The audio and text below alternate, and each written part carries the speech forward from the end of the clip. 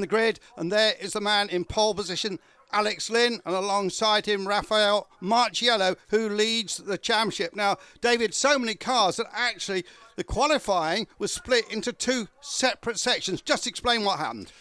The cars were divided into groups based on odd or even numbers. They had a qualifying session each for, first of all, races 1 and 2. Best time is the time you take for this grid, second best time for race 2. And then there was a separate qualifying session, again, split into the two groups for race 3. And Alex Lynn ends up with 3 pole positions going into the weekend. He does indeed. There's Lucas Auer. And Lucas Auer, the nephew of Gerhard Berger. Very similar look, actually. You're looking at the eyes there. And then, of course, the grid. One side is from one qualifying session, and the other side of the grid is from the other qualifying session. Yes, the quicker of the two quickest drivers takes pole position, and the rest of that group lines up behind him. So it's not totally in time order, but it is, as you say, in the individual lines. Sven Müller there, lining up 4th on the grid. Yeah, one of the Speed Academy drivers backed by the German Post Office. That system has been going for 4 years now. Here's one of the orange Mucker Motorsport cars, a man who's already a winner this season, Felix Rosenquist's 3rd year racing Formula 3 cars in Europe. And been a bit of a mucker story because one of their cars won't start, David. Michael Lewis, who's taken over the car in which Pascal Wehrlein won at Monza. He crashed in qualifying for the 3rd race yesterday. Big accident. He's okay, but suffering from concussion, and medical advice is don't race. Harry Ticknell, he's been a winner this season as well in this new, let's call it, combined Formula 3 Championship. Ticknell from the southwest of England. And interesting to see how he goes with a Carlin Motorsport. Of course, all the big Formula 3 teams from the UK now racing in this championship. Last year they weren't, of course, they were racing their separate British championship. Tom Blomqvist has suddenly developed a Swedish flag alongside his name. Of course, he has a famous Swedish father in former 1984 World Rally champion Stig. But he was born in the UK. He has got a British passport. But this season, suddenly, we've got the Swedish flag. So I'm not sure he even speaks Swedish, actually. And the Red Bull colours. And then you've got Jan Mardenborough, whose dad is a famous ex-footballer. And this is the circuit at which he had his first car racing win, not quite 12 months ago, when he used to drive in the British GT Championship. One of the few circuits, therefore, at which Jan Mardenborough has a bit of experience. And that's paid dividends, 8th on the grid, 4th in his group. Yeah, you saw him racing at Monza where he went quite well, but then he has struggled since and been involved in a few accidents. So there's a famous crash helmet. Josh Hill, even with the grandfather's moustache look, although it's a little bit wispier than Graham's was. And Damon is here to help him along. I noticed down in the pitch yesterday, he was giving him quite a bit of coaching. And then you have another famous surname, Eddie Cheever. This is Eddie Cheever Jr., and he calls himself an Italian. He's based in Italy, and Eddie lining up for this race, 10th on the grid. As his father, indeed, at the same stage of his career, was based in Rome when he raced in Formula 3. In the background there, Richard Dutton in the Fortec jacket, overseeing his cars on the grid. Josh Hill drives for Fortec, Eddie Cheever for Prema Powerteam. Prema Powerteam, just quickly, Andrew, locking out the top 3 on the grid here. Yes, excellent Italian-based team. Now we're down to Jordan King. And Jordan King had a brief lead of the race at Hockenheim a couple of weeks ago. Young man that's come out of the Formula Renault 2.0 NEC series, going very well indeed. It was sort of locked in battle last season with Josh Hill a lot of the time. Now, here's an interesting man. He came into the championship at the last race at Hockenheim. And this is Danny Kvyat from Russia, although he is now living in Milton Keynes, although he was based for much of his karting career, was very successful down also in Italy. That's Kvyat with the Russian flag on the side. And then Will Buller in the 3-bond Nissan-engined Dallara. And this, as we saw at Monza and elsewhere, is an engine and therefore a combination that gets stronger and stronger as the race goes on. And Will Buller has always proved, no matter what the category, that he's not afraid to try to overtake. He's always a man worth watching. Yeah, and we think that engine may have a little bit more power. Oh, freak out. Well, I hope we don't do that, David, in this race. A little bit more power maybe on the Volkswagen Mercedes. It is a private venture from the Tomei Corporation who have developed that Nissan engine. So the girls leaving the grid now. Now, it is always so difficult to overtake in Formula 3 at Brands Hatch. We hope this race isn't a possession. We hope somebody gets brave and maybe you can make a a bold move into paddock. That's one possible place, or up at the top of Druids, maybe. You can overtake, as Daniel Hunkaday proved here last year, recovering after his penalty. Indeed, but yes. it is a narrow circuit, point one, and of course the aero on the cars makes life difficult as well. But if you're prepared to have a go and stick out your elbows, then it is possible. Well, that says it all. That lady's got the earmuffs. It is not warm today, No, David. At the moment, we've got 13 degrees. It's not very good for almost the end of May, is it? But it's quite a chilly day here, so it may take a little while to get temperature into the tyres. Everybody running on the regular Hankooks. There are no option tyres or anything like that. And no problem with tyres round here. They should last. They'll probably start the second race with a set that's been partly used, but they'll be, I would think, all be on new tyres for this. Well, just looking at that car, I'm not sure it is actually. That is that's done a little bit of running, that tyre. Everybody with the Dallara chassis, Formula 3, not one make by regulation, but it's evolved that way. But you have got the variety in the engines. Mercedes the strongest numerically, 18 in the entry list. Mercedes motivated, 9 Volkswagen, and just those 2 Nissan, as we said. Yeah, so we've seen Marciello on the front of the grid, who wasn't fastest overall, but Marciello did win the 2 main races here last year. But it was after this that he started to falter a little bit in his championship charge. And of course, eventually in the European Series, he finished second, and in the now redundant Euro Series, he finished third. But he's had a cracking start to the season, well in the lead of the championship. 5 race wins have gone his way. He, of course, leads the championship. And Alex Lynn, the man on pole position, yet to win this year. He had a second place at Silverstone as his best result. Now, he knows all about the Brands Indy circuit. He's raced here in Formula Renault, for example. When British Formula 3 has been here, that has been on the Grand Prix circuit. But he's got the track knowledge. It's another home race. And so maybe a few pennies ought to go on Alex Lynn as a potential winner of this. But, as we have seen in previous rounds, it is ultra competitive. You've got 4 different winners out of the races so far, only 3 of whom are represented on the grid. Pascal Wehrlein having moved into the DTM now. We also should mention, David, 2 lady drivers. You'll see one is a pink car, and that's Michelle Cerruti, also races in Italy in GTs and has raced in the Superstars Championship. And this is only her second meeting.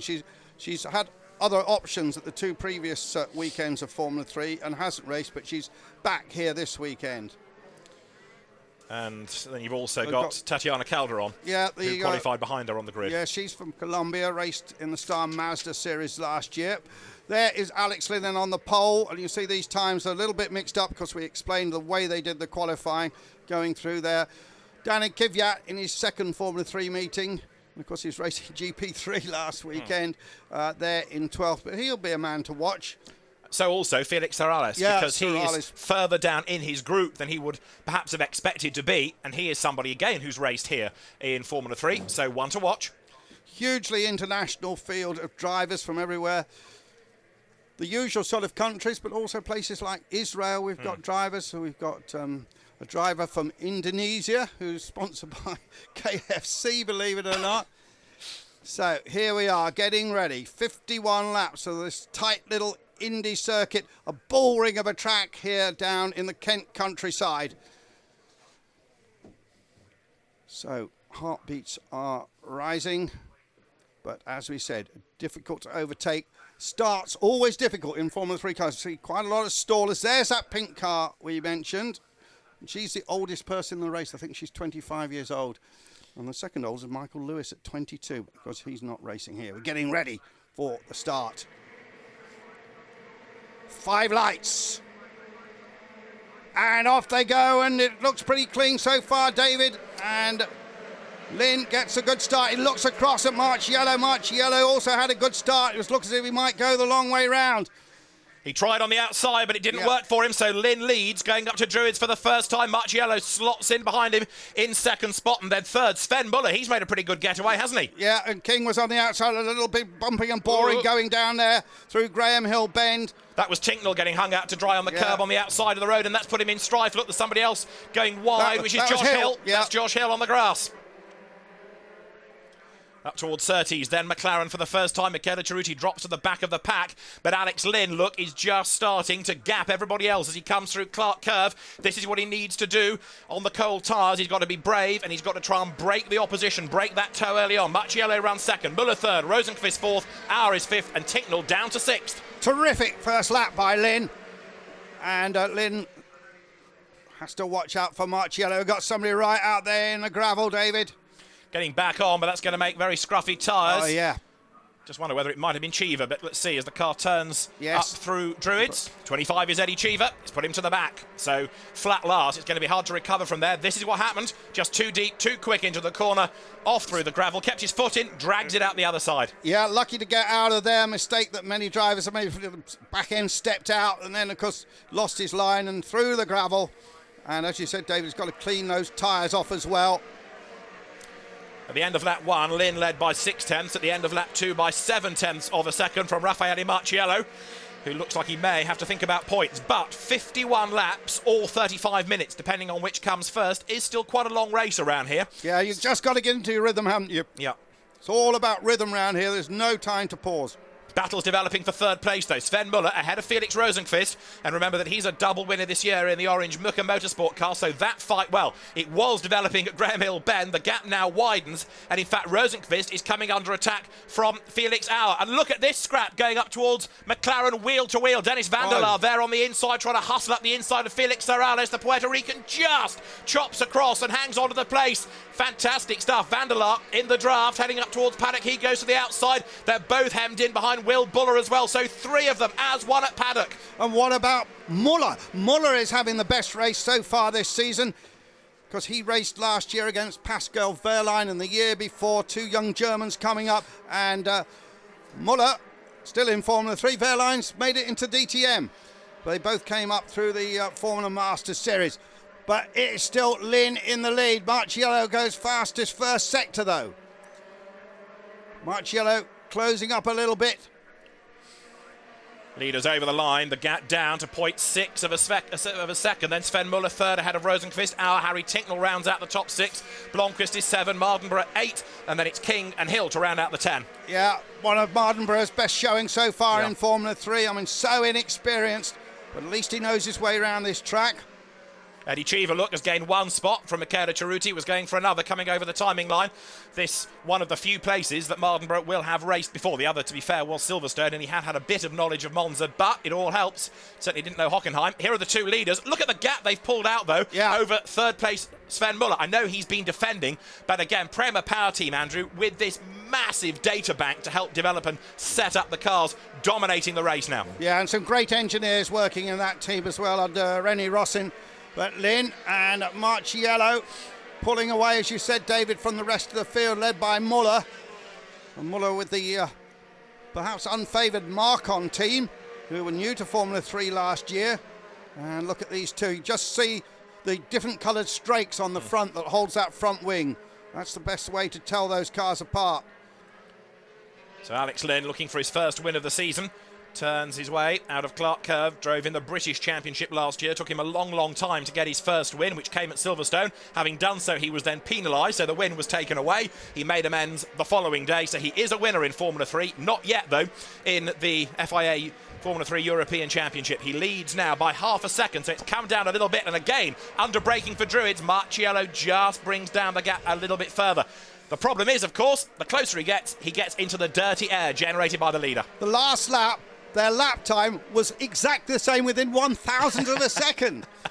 So it just shows how closely matched it is. You cannot afford to make any mistake here, either with the setup car of the car or the driving. You've got to get the setup absolutely spot on. And if people do make a mistake, it's going to be at paddock, and we've seen that in the context of Eddie Cheever, or Graham Hill Bend, where people run wide over the curb, and so many are doing that now. They're chewing up the dirt, so you bounce back on and lose momentum as you do so. Over the line goes Josh Hill.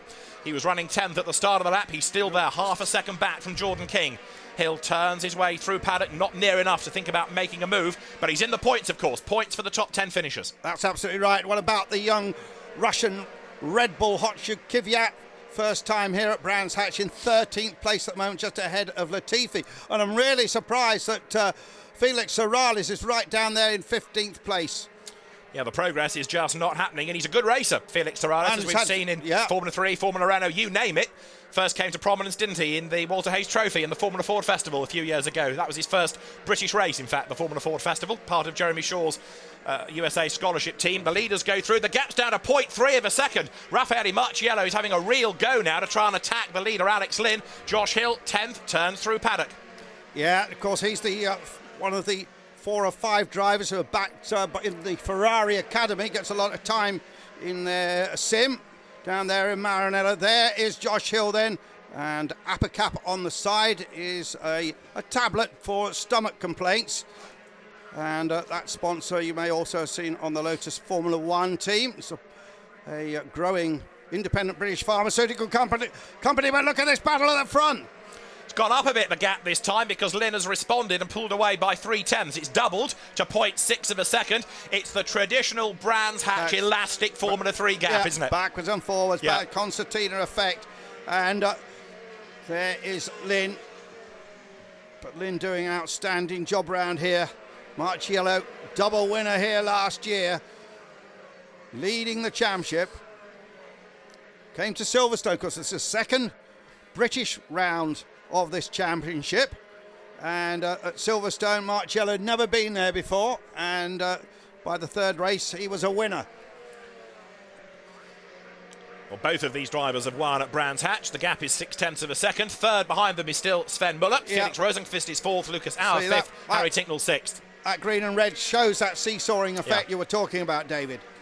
And then behind them, you've got, in 4th place, Felix Rosenqvist, who's done the best middle sector of anybody, therefore closing again on Sven Muller. But the closer he gets, the slower he goes, because he's sat in the dirty air. So unless he can be really bold and dive past from a few lengths back, there they are, look, 3rd and 4th, coming up towards McLaren. You can see Rosenqvist is getting closer, but to make the move, he's got to be really brave and do it from quite a long way back. Yeah, and then 5th place is Lucas Auer, came into Formula 3 at the end of last season. And highly rated is Auer. He must be Austria's most promising racing driver at the moment. And then Tincknell and Blomqvist and Mardenborough in the top 10, looking for some points. Buller down there in 11th place, David. Not doing what we expected, is he? Look at this for the leaders, though, Andrew, because Lynn gets it a bit sideways at Graham Hill Bend, just hooks a wheel over the curb. Raffaele Marciello was quicker and therefore closer last time, but now Lynn responding once again. Up towards McLaren they come, then into clearways. Be patient, get the power down now. Storm through Clark Curve, head up towards the start and finish line. It's not really a straight, the pit straight. It still curves as you come now up towards the timing line. Through they go. 4/10 becomes half a second. Lynn does respond. There is Muller 3rd, Rosenqvist 4th, and then behind them, Lucas Auer, who is closing. He's lapping 3/10 quicker than those ahead, so he's building up now to get onto the tail of Felix Rosenqvist, for 4th place. Meanwhile, Muller just went fastest overall in the middle sector of the race. Here is a replay of the start. One of them was it Jordan King, I think, was just slightly slower away than not a bad start, but not a brilliant one. The other one that got bogged down was Auer, because he was 3rd on the grid. He's running 5th, and you can see the 3rd of the white Prema Powerteam cars trying to defend from Rosenqvist, and that enabled Muller to sweep round the outside. Have a look again. 3rd on the grid, Auer, look, just bogs down a bit. Up the inside comes Rosenqvist. He's blocked, and that leaves the door wide open for Muller to go right round the outside at paddock. It was brave stuff to do it, but it pays off. Look, he's ahead coming out of the corner, and then Rosenqvist up the inside of Auer going to Druids. So much depends on the start here at Brands Hatch, these Formula 3, doesn't it? I'm still seeing the replay here. Rosenqvist shouldered up onto the curb, Tincknell round the outside, and of course he then gets hung out to dry as well, doesn't he? Harry Tincknell dropped back as a consequence. Meantime, this is the race leader. Alex Lynn versus Raffaele Marciello, heading up towards the line. It was half a second last time between them. 41.4 is the sort of time they're doing, David, which is a little bit slower than last year. Marciello was down in the sort of 40.9 sort of times last year. I just think it's because it's so cold today. I think you might be right about that. It's hard to get the warmth into the Hankook rubber. We're on lap 14 out of 51, and really it's only going to go to time if we get a safety car. 14th, Latifi, we haven't mentioned him at all, Canadian driver, and he was still racing karts. He was doing a double program last year of karting and racing in, I think, Formula Renault, and he had a very good showing at Silverstone. A man with very little experience. He'd never will have been to Brands Hatch before, I don't think. Nicholas Latifi. Lead gap 6/10 as they come over the line. What's the situation between Müller and Rosenqvist? Half a second. And then Lucas Auer is a further second back. Not lapping as quickly last time. Harry Tincknell rounding out the top 6. Then it's Blomqvist, Mardenborough, King and Hill. And then the second wave of cars pouring through. Felix Sorales still down in 15th place, struggling here. David, at Silverstone and at Hockenheim, there's quite a lot of penalties for people going wide, but there's been a ruling, hasn't there, today? Yes, I checked with the race director, and he says no action will be taken for people going 4 wheels the wrong side of the white line. So that's unusual. It is, isn't it? But that's what has been explained to the drivers at the drivers' briefing. Well, that's carte blanche. There you go. Yeah. So that means you've got a bit more room to play with, both at Paddock and at Graham Hill Bend. Another one we haven't mentioned there, number 9, Lucas Wolff, in his second season of Formula 3, another man that's come out of the Formula Masters series in 2011, run by the little URD team. And there he is, right in front of the Mucca car, who've got a much bigger budget. He's running 20th at the moment, isn't he, Lucas Wolff, behind Spike Goddard. Yep. And just ahead of Roy Nissany. Leaders come through Clark Kerr. Bit sideways there, Marciello. So that scrubs off a little bit of speed and makes the gap widen. And so it's going to be a much bigger advantage for Alex Lynn as he comes over the timing line on that lap. 17 laps are in the book. The gap is 7/10 of a second. So Marciello, just 18 years old, probably can't even hire a car. But he can certainly drive one. He certainly can. There's Sven Muller still third. Rosenqvist. Now look at Lucas Auer. He's becoming ever more of a threat, isn't he? There in 5th place, inching up onto the back. Can he get on the podium? It's going to be a tall order for him, but he's certainly having a go. Really mixed weekend at the start of the season as he's sideways at Graham Hill Bend, raced well, and then crashed under the safety car in the second race at Monza. Yeah, there he was, just going on a curb and just unnerving the car a little bit. Rosenqvist and Auer, that battle. For 4th and 5th place, Tincknell in 6th and Blomqvist. And as we said, David, so difficult with these aero packages to overtake round here. There's nobody really nibbling at the back of anybody else's gearbox right now, is there? You're very right in saying that. The other element to this, of course, is that it's race 1 out of 3. It may be that when you get to tomorrow's race, where there's a lot more repair time afterwards, people will be a bit more gung-ho. Yeah. Maybe the pattern is think about points in race 1, but somebody has not thought about points, and that bouncing off the road is Felix Sorales. Yeah, he's been having a torrid time and scattering the gravel. And the man from Puerto Rico, whose family make rum for a living. That's put him down to 20th. A bit of a rum move, really. Very rum move, that. He's in 20th. Shaken but not stirred. Anyway, he's back on track. And Felix Sorales is having a race to forget, isn't he, here? Let's have a look at what happened. Comes over the line, was battling for position, gets to the outside line. Now, did they touch? Yes. Well, with Latifi, yes. And that just spat him wide. Tries to hang on to the car, but then in the end, he's just got to let it do his own thing. One-handed frustration. Oh, and the finger as well. well. Do you think the bloke's looking in his mirror to look at that? No, he isn't. But, well, I think they might have words afterwards. Certainly shows you what Felix Sorales thought about it all, doesn't it? Yeah. He's prepared to do that in the middle of a drama at Paddock. Yeah. One-handed. Yeah, the classic American sign. He has an American passport, of course, coming from Puerto Rico. See when the back starts to step out in the gravel, he gets the other hand on the wheel to try and control it. Forgot about sign language after that. So that puts him even further away from the points, down into 20th. And this now, look, is the lead gap, and it looks a little bit less because Raffaele Marciello is just nibbling away at Alex Lynn once again. As you said, it seesaws, doesn't it? Exactly. Back and forward. 0.6, 0.4, 0.6. But now it does look, I mean, there's what I call 2 car lengths there. So Lynn leads, comes out of Clark Curve, up over the timing line, Mercedes-Benz Power for Prema Powerteam. Well, that's the closest he's been, David. I'd go along with that, coming over the line. But Silverstone, remember, was quite an issue with the tyres grading up there, but it's not an issue here, I'm told. Lynn, Marciello, Muller, Rosenqvist been like that virtually from the start. Auer, Tincknell, and then Blomqvist. You'll see also they're in traffic, or at least they've done the first lap really, because Michele Cerruti has gone a lap down in the Romeo Ferraris car, former Superstars race winner in a Mercedes, and splitting her time, as Andrew was saying, between Formula 3 but also the Blancpain Endurance Series and the Super Sprint Series this year as well.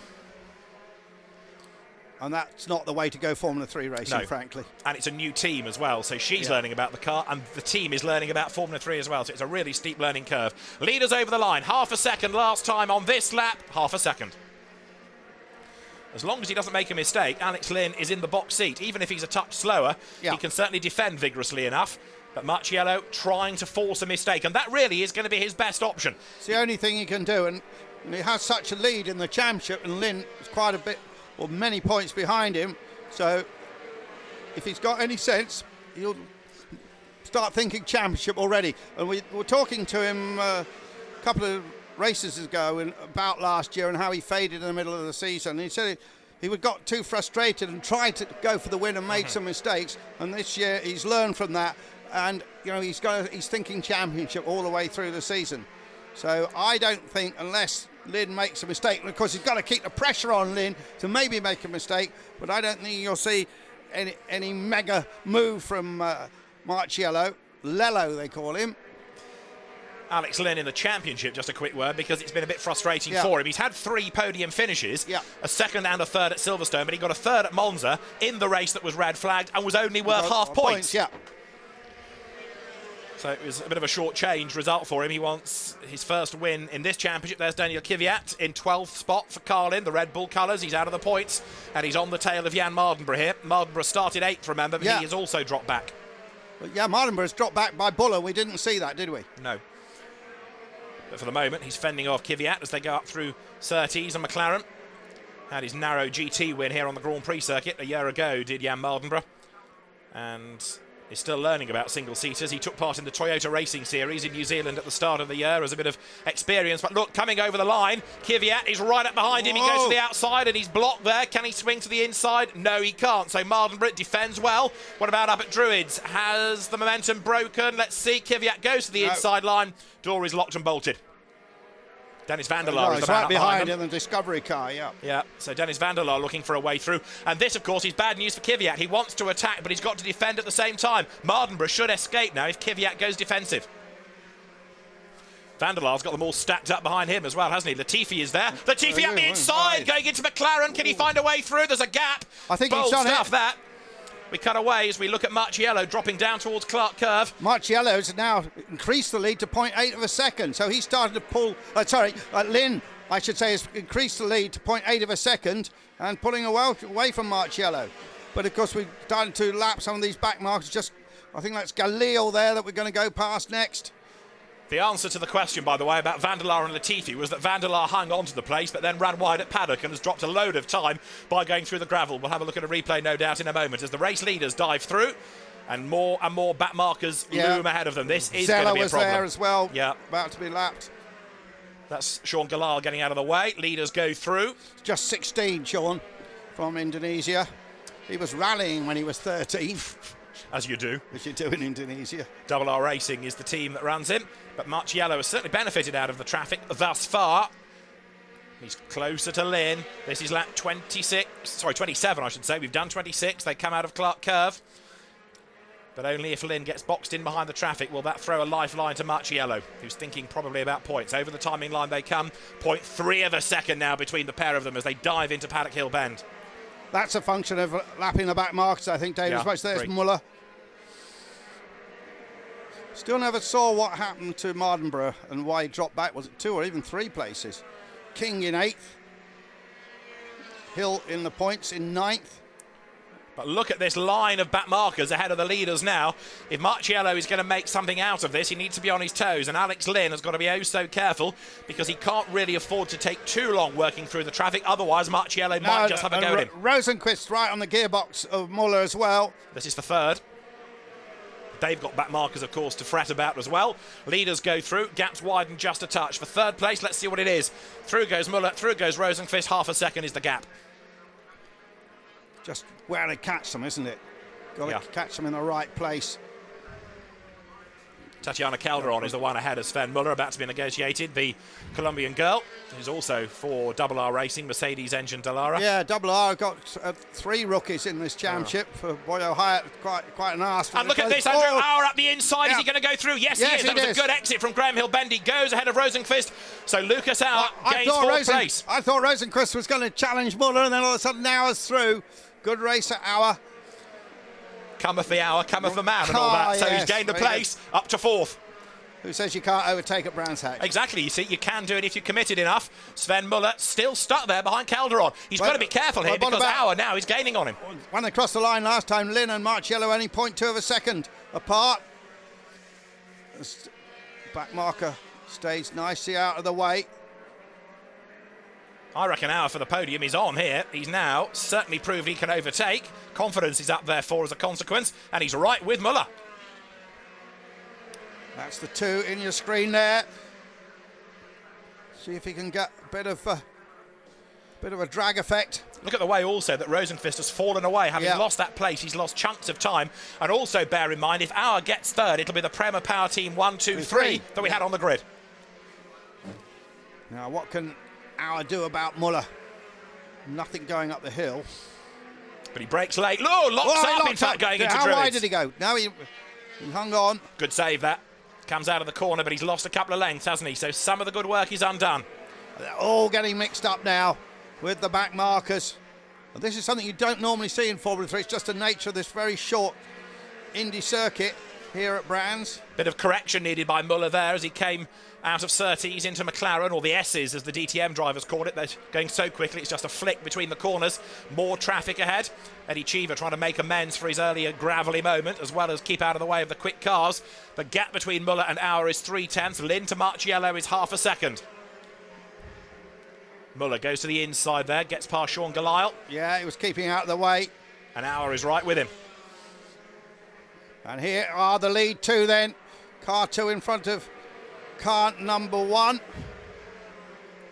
And although these back markers need to get out of the way, don't forget they're having their own private squabbles. Sandro Zeller keeping Andre Rudersdorf at bay. Coming out of Clark Curve up towards the line. There is Muller, there is Auer. Rosenqvist is back with them because of the bottle situation now. The cork in the bottle for the moment being Muller in 3rd place. Through he goes, into paddock. Yeah, Auer stalking the man in front of him, Muller. Auer in the 24 car there. Young German driver is Muller. German versus Austrian. And at Graham Hill Bend, you saw Auer there bounce wide over the curb. That's cost him just a fraction of time, so Rosenqvist is a little bit nearer, but we know that Auer has got the natural speed here to get back onto terms with Muller. Lynn's just opened that gap out a little bit more over Marciello. Great to see so many cars around this track. Mitchell Gilbert there getting out of the way, and then getting sideways at paddock. What's that done for him? He saved it, but he was going so gentlemanly out of the way, got himself on the wrong line, lost traction at Paddock Hill Bend. Yeah, well, I think he was letting his teammate lap him, wasn't he? That's and, right. Battle here, look, for 8th between King and Hill. They battled a lot last season at those two in the Renault 2.0 series, NEC series. As Josh Hill down through Graham Hill Bend, the corner named after his grandfather. Dad Damon is here as ever, as a very enthusiastic supporter of his son's racing. Yep. Into clearways they come. Jordan King, who knows his way round here from racing in Formula 2 and Formula Palmer Audi, has got enough of a gap, I think, to be safe there for the moment. And this, as I say, is for 8th place. Race leaders are on lap 35 out of 51. And Josh Hill just not near enough, is he, to think about making a move going through paddock. Got himself on the podium at Hockenheim, didn't he, in the middle race, which was a great result for him. Yeah, and he had a staggering overtaking manoeuvre when he blasted past 2 cars that were fighting each other. That was a good racer, Josh Hill. Not that much experience, really. Came out of the Ginetta series on Formula Ford. Raced around here a lot in Formula Ford. Knows his way around here, that's for certain. Absolutely right. Bit of a wobble going out of Surtees. You saw the back of the car step out of line. Now Lynn has just pulled out to almost a second now. For 3rd place, Auer having a go at Muller going into paddock. Will he get a run down? Yeah, round the outside. And Muller slows there, seemingly. Has he got a problem? Yes, he has. Muller has slowed right down. So Auer goes through. Also, Rosenqvist goes through. And Sven Muller has slowed down. What has happened to Muller? He's got a problem. Look, he's crawling around Druids. These cars are so reliable, David, normally. So, Lucas Auer up to 3rd. Prema Powerteam 1, 2, 3. Up to 4th, therefore, will go Rosenqvist. And there's a yellow flag in the first sector because Muller has parked the car. That's the reason for your yellow. Oh. Occasionally you get broken drive shafts, and that drive shaft you see is fine on that side. Big disappointment, though. The man that was running 3rd out of the race. Yeah, out of the race, and that will hurt his championship hopes as well. It's also going to help Jan Mardenborough, though, put him back into the points. I don't think it's a drive shaft. so rare for these engines to pop. They do very occasionally pop, but very, very good. Just see what happens, David. There, he's coming out, accelerating there. Suddenly, just... It doesn't accelerate, does it? An hour, lucky not to just tag the back of him. Muller, to be fair, darted out of the way as quickly as he could to avoid contact, but the car just had no power coming through Paddock Hill Bend. So, Sven Muller. So we better reset the top 10 then, David. It's Lynn, Marciello, and then Rosenqvist, as we see a dejected young German driver, I should say, standing there. So Lynn, Marciello, Auer third, Rosenqvist, Tincknell, Blomqvist, King, Hill, and then Buller, and Van der Laar is in the pits. I think that's a legacy of his big gravelly moment many, many laps ago, but he's in the pit lane, so disappointment for Dennis Van der Laar, who was battling, remember, with Nicholas Latifi. The leaders go by with 0.4 of a second between them. We are on lap 39 out of the 51 up towards Druids. And what about Lucas Auer's pace? He, last time through, lapped quicker than the leaders. I just wonder whether there might be a chance for him to close, but he's starting with a massive deficit of over 8 seconds. Still got that seesaw effect now. It's gone from 0.9 back to 0.4. There is Marciello in the number 1 car. And there you see how the lead has altered.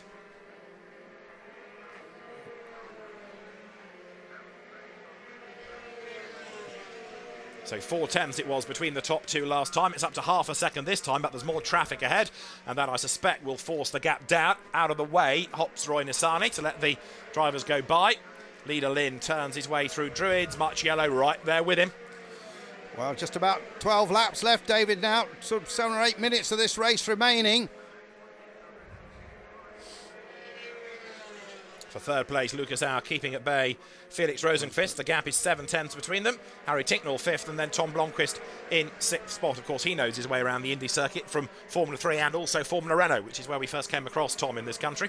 So Lucas Auer in 3rd spot. Good recovery this after a poor getaway, but managing to overtake a couple of cars. One, I'll grant you, had a problem, but the move on Rosenqvist was real opportunistic stuff. Yet again, though, Andrew, Prema Powerteam underlining why it is such a force to be reckoned with in Formula 3. That is Latifi. Yeah. That's at Druids, isn't it? He's in the gravel, the wheels spin, but he's not got the momentum to come out the other side, and that car is so close to the edge of the road. Oh, I think it'll be a full course yellow, won't it, David? Or surely there. We'll see, certainly, in a moment. The snatch vehicle is on hand, but it depends really whether drivers respect the yellow flags. He goes wide at Paddock, and he maybe does some damage to the suspension. I think maybe it sort of... Yes, look, the suspension's broken left rear. Yeah, something's broken in the left rear. It's inboard suspension, of course, there. So, and then he's in the gravel at Druids because the car won't turn, will it, going through the next right-hander. So that's Latifi done. Well, let's see what they do, David. There he is. He's out of the car. Yep. The snatch vehicle is on its way. I think they're going to cope with this just under the yellow flags. No safety car. But if people don't slow down for the yellow flags at Druids, then I think the race director, Sven Stoppert, will have another thought about it. I think he will. They really got to concentrate on slowing down and not lapping quicker than in that sector than the previous occasion. Otherwise, they definitely will get a penalty. And all the evidence is there on the timing screen for everybody to see as the race leaders work their way through Paddock up towards Druids. Of course, they're both going to get stuck behind the slower cars here under the waved yellow flag situation that we now have. There's Marciello. There's the incident zone look just at the top of the screen being attended to. Lynn leads down towards Graham Hill Bend now. This is lap 43. Just over 5 minutes to go. It's going to be marginal, this, isn't it? Whether it's laps or time now. Yep. Buller there in 9th place. But, well, that's your battle for the lead. Having a little look down the inside was the Italian. This is serious as well. This isn't just a look. This is game on. He goes to the outside, heading up towards Paddock. We went to our replay just there. And that's Jan Mardenborough getting himself involved with Mans Grenhagen. The two of them are side by side in the yellow flag zone, I think, is the reason for showing that. Yeah. Yes. Not only does Grenhagen take 12th place, he did it at a yellow flag zone, and he did it with some aggression. Yeah. Well, he's the man that went flying at Monza when they had that huge accident at Monza, the Swede. I suspect we haven't heard the last of that overtake. I think you're right. Now, the race leader is still Alex Lynn, but he is under increasing pressure. Ahead of him is Grenhagen. Got to sort his way through this, coming out of Clark Curve now. Thing about Marciello, he might be only 18, but he's got a brilliant racing head on him. You know, he knows how to control it. He didn't want to show his hand until now, and I suspect we're going to see an attempt at a move here. There's Rennie Rossin looking at the screen, who masterminds this company, of course, founded by his father. And a great list of old boys from this team, the likes of Ryan Briscoe. Now racing, of course, it's qualifying this weekend for the Indy 500. And another ex-old boy of this series, Carlos Munoz, has been the sensation of the Indy 500 qualifying. Love the concept of Formula 3 drivers being old boys. I know exactly what you mean, you know but what I mean, they come into it as aspiring teenagers. Maybe I should say graduates. Yes, word, indeed. But look at this. Let's concentrate on this battle here. As you say, it's a good roll call. Lynn leads by half a second. Yeah, and the back markers doing a good job of keeping out of their way. They're not spoiling this race. For third, it's still Auer. Rosenqvist has fallen back again, over a second and a half adrift. Well, now, look, the lead two have pulled away, 5.6 seconds from Auer and Rosenqvist. Still a battle going on for third, though. There's Hill, running in 8th place. And Hill is closer to King as well, because that gap's down to 0.4 of a second. So now he's in the dirty air, but also, look, you've got Jordan King closer to Tom Blomqvist ahead of him. So this is 6th, 7th and 8th. Will Buller is 9th. Hill goes really wide at Graham Hill Bend, loses a length. We are hearing more of it. Grenhagen under investigation. Not surprising. Josh Hill almost under the rear wing of Jordan King coming through McLaren. Drops back a little bit through clearways though. That was late braking that got him closer. Over the line he now goes. We have got 2.5 minutes on the clock. So keep an eye on that. You can see the lap board. 46 done. Leaders are on 47.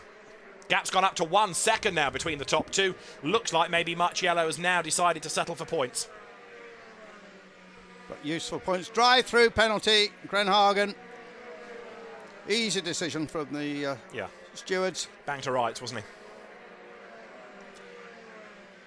There's that pink car. And Mardenborough just being held up a little bit, actually. And that's compromising him because Lucas Wolf, who's up to 14th place, is right behind him. There are the leaders. Yeah. We've got 2 minutes to go. It is going to go to time, I think, this, isn't it? Lap 48 out of 51 we are on. 35 minutes maximum. And you can see the slightly bigger advantage that Lynn has over Marciello. We haven't had any safety laps, so they obviously got the sum slightly wrong there. Not that it matters. Lynn and Marciello. Now the gap is out to 1 second. But, well, what a result for the Prema Powerteam, whatever happens now. Lucas Auer is the man in third place, still working his way through the back markers. There he is. Goes over the line. Rosenqvist a bit nearer to him, 0.6 of a second back, but not near enough to challenge. And we've got just over a minute of the race remaining now. Bright orange cars, reflecting the new sponsorship of Muka Motorsport. Rosenqvist running the first of those orange machines. And he's coming back at Auer, isn't he? Because Lucas Auer is stuck behind another Muka Motorsport car. Gets the chop there. That was Roy Nissany defending. And so now, look, Rosenqvist has got a chance, thanks to his teammate, of having a go at Lucas Auer. Up over the line they come. The leaders have gone through with just over a lap time left in the race. Down through Paddock Hill Bend goes Lucas Auer. Felix Rosenqvist has dropped back a little bit. Yeah, Nizani is a student from Tel Aviv. Not too many racing drivers from Tel Aviv. Yes, his father was once a Minardi test driver, wasn't he? Oh, so briefly. Yes. Yeah. Right, Auer still can't get past Nissany, and that's good news for Rosenqvist. Rosenqvist is close. Is he going to be able to make a move at Surtees? Not there. What about diving up the inside at McLaren? Whoa. No, because Auer covers that line, but Nissany really should get out of the way here. Yeah, he's not helping them at all, is he? No. Leaders are on the last lap now. Marciello just closed up a little bit again. Well, there's the Wolf and Mardenborough. They're having a terrific battle there. But right ahead of the leaders, and Alex Lynn nearly getting caught up in that. Wolf, look, has got himself past Mardenborough. Another place gained for him. But Lynn, on his last lap here, is stuck in the traffic. Marciello, if you were really bold here, could have a go. The downside is what you don't want to do is take off your teammate. Yeah, but there's not much room around here either as they come towards the line, David. Here they come. They're almost nose to tail. Jan Mardenborough gets out of the way. Lynn, I think, has got just enough in hand. Marciello is closing, but it's going to be a maiden victory in the championship for a delighted Alex Lynn, who comes across the line to win by 0.6 of a second from Raffaele Marciello. The race does go the full 51 laps, and for Alex Lynn, that was 51 laps of pressure from behind, pressure in working his way through back markers for much of the race, and he did not put a wheel wrong for his first win in the championship. Mega drive. Mega drive from the young man from Essex, second generation racer. His father Sean, well known in historic circles. Lynn Marciello and Auer, Rosenquist, Tinknell, Blomqvist, and then King 7th, Hill in 8th place, Buller, and then Kvyat 10th, but doesn't score any points because he's not registered for the championship. Giovinazzi, that we didn't mention that much, David, sneaked home in 11th ahead of Wolf Mardenborough. And just a quick shot of one of our German colleagues getting his interview in. Got to feel sorry for Jan Mardenborough because having qualified reasonably well, he seemed to get shouldered down the order. But I think he must have made a mistake, some that we didn't see. It's all part of the learning curve as well for Jan. Of course, a winner of the Nissan PlayStation Academy. That's how he came into racing in a GT car. Over 90,000 others or something, I believe. Astonishing the number of good drivers that has brought into motorsport. There is the frustrated Nicholas Latifi, who with his suspension damage was the retirement up at Druids. One or two hard luck stories, but that was rather self-induced, wasn't it, clattering through the gravel? His father is originally from Iran, so another nation. Yes. And went to Canada and made his mark in Canada. I think he might be in the food industry, actually, out there. Replay of the checkered flag for Alex Lynn, lapping Jan Mardenborough as he came across the line, and that was the gap of 0.6 of a second. As Rod Marshman waves the checkered flag, Alex Lynn then victorious, but just an excellent drive, did not put a wheel wrong. You can see the relief as much as the jubilation as he crosses the line, having taken that first victory, and where better than very much his home circuit. Yeah, probably got sponsors here as well today. And the thumbs up, and it is a big thumbs up. And I'm number one, says Alex Lynn, and different cash helmet design. I like something a little bit different, and that certainly works nicely. Alex Lynn stands tall, young man. Stands atop the Prema Powerteam Dallara Mercedes, celebrates, and it's going to be a good party, I think, tonight. Let's see, because he starts from pole for race 2 later in the day. Can he do the double? Switching from Fortec, for whom he drove last year in the British Championship, to the very experienced Prema Powerteam, part of the British Racing Drivers Club's Superstars programme to nurture young talent, the scheme run by Tim Harvey.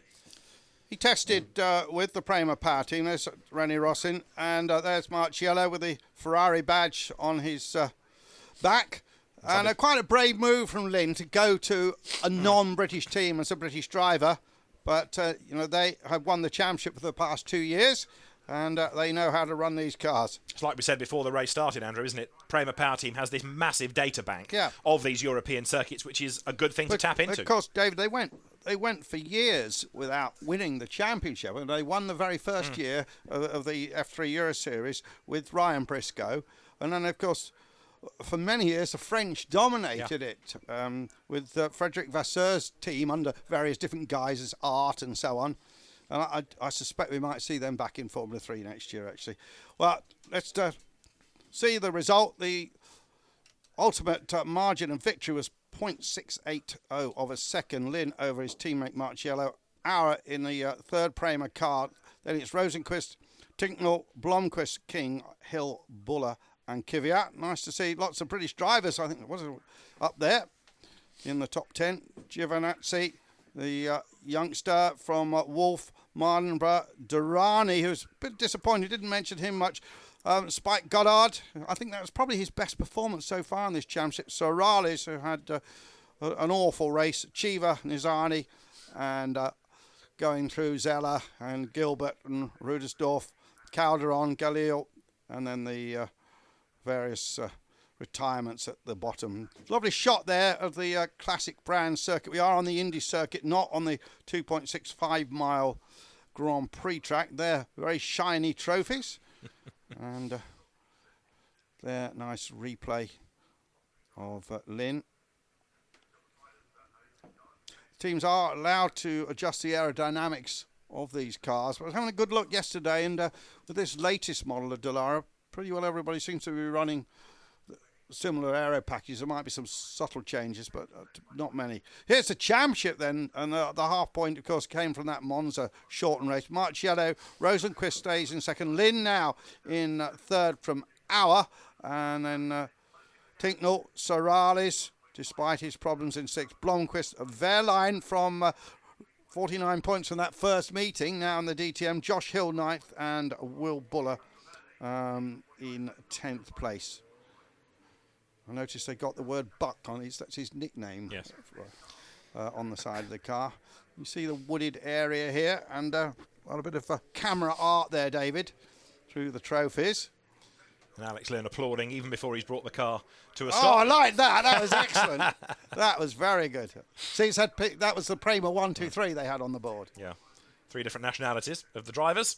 Alex Lynn victorious.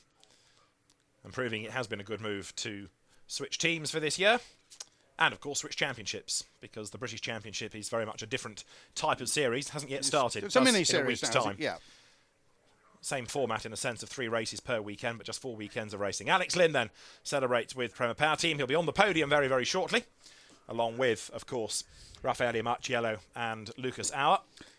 And with Mercedes-Benz power, and make no mistake, Mercedes watch these drivers. Of course, they tend to promote the champions into their DTM squad. And, of course, Paul di Resta coming through that system. Saw Paul here this morning.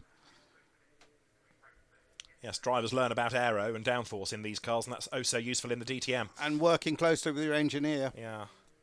And Paul, of course, moving up to Formula 1. Jamie Green, another man that came out of this series. I think over half the Formula 1 grid has come out of European Formula 3 racing. So there we are. We will wait for the podium. And 2 more races coming up. One this afternoon, David. Unlike last season, where the second race was a reverse grid and a shorter race, now all 3 are exactly the same length and no reverse grid. So you don't get any unusual winners. There he is already on the podium. Rennie Rossen goes up. Raffaele Marciello for second place is there. More points in what's being a very, very good start to the year for him. And Lucas Auer for third, recovering after that not so good start, but what a great result for the team. Yeah, 1, there's that 2, board again. and 3. Yeah.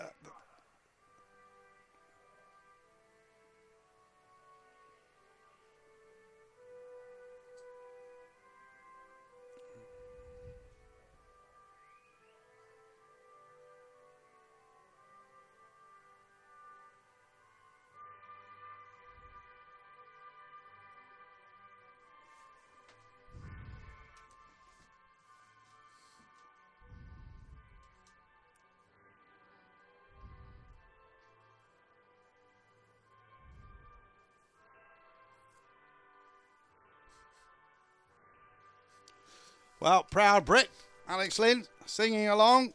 Words and all. Well done, And Alex. Marciello seemed happy enough, didn't he? He was smiling on the grid there. Mr. Mike Groves, circuit manager of Brands Hatch, presents the trophy. To a very happy British race winner, Alex Lynn. Celebrations can start, but of course he's got 2 more races to go this weekend. From Hankook, Christoph Stuckel hands over the trophy to Rennie Rossen of Prema Powerteam. Mechanics applaud. Mike Groves again to hand over the trophy to Raffaele Marciello. Still got this very comfortable advantage in the championship, but you made the point in the race, Andrew. He's got to be careful not to let that ebb away like happened last year. Yep. So, in a second, the bubbly will spray, but first the photograph. Lucas Auer squeezes onto the podium. Even on the top step, he's a bit shorter than the other 2. Yes, he is. Perhaps that's a half hour. And, of course, the special first hat for Alex Lynn. The first he has of those. I'm sure he'll keep that. Well, he might get 2 more by the end of the weekend well, if he tries yeah. really hard. But I don't think Raffaele Marciello is going to want to go away from Brands, not having been on the top step at least once. No. So Rene Rossin is soaked by his 3 helpful drivers. There's Chris Hartley doing the circuit commentaries and interview there. I wonder if you can just bird dog on that.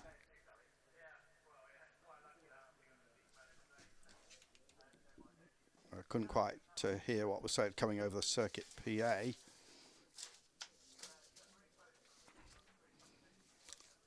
So, first race of the weekend over. 2 more to come. A lot more points to go. And this Formula 3 Championship day was very front-loaded, really, because we had a lot of races early on, because we had that Monza race, which wasn't part of the DTM series, and Silverstone likewise. And half the series will pretty well be done in a couple of weeks' time. And we'll only be in June. But the nice thing about each weekend with 3 races is they're kind of a mini championship in themselves, aren't they? And you can see how some drivers have a good weekend or a bad weekend and how individual weekends affect the championship. But the one constant has been Raffaele Marciello, who keeps on scoring points. So here we are, our music piece. We didn't freak out, and an excellent race, a great win. First win in the series from Alex Lynn. For David Addison, I'm Andrew Marriott, and hope you'll join us again this afternoon for the second of the FIA Formula 3 races. Goodbye for now.